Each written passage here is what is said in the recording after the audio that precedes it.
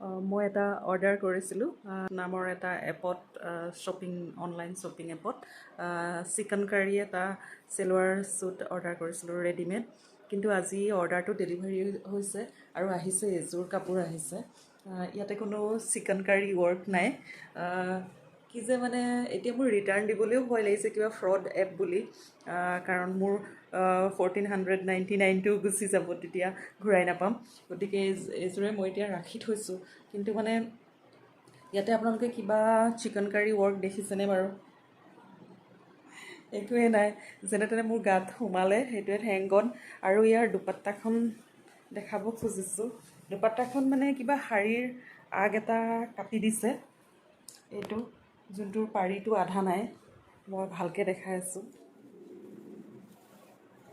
মানে এইটো আধা, পাৰিটো আধা আছে, মানে আধা নাই, এইটো আধা আছে। এইটো মানে শাৰীৰ আঁচল এটা দি পঠাইছে। কি যে হ'ব নহয়, পূৰা ঠগ খাইছোঁ মানে আজি। এইটো এইফালে কোনো ষ্টিচে নাই, চাওকচোন, কাটি দিছে জাষ্ট।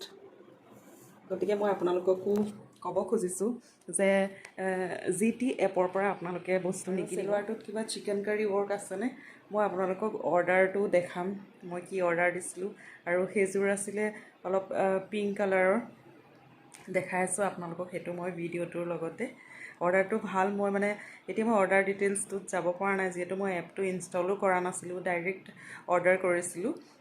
এতিয়া মই স্ক্ৰীনশ্বট এটা ৰাখি থৈছিলোঁ অৰ্ডাৰটো, সেইটো মই আপোনালোকক দেখাম।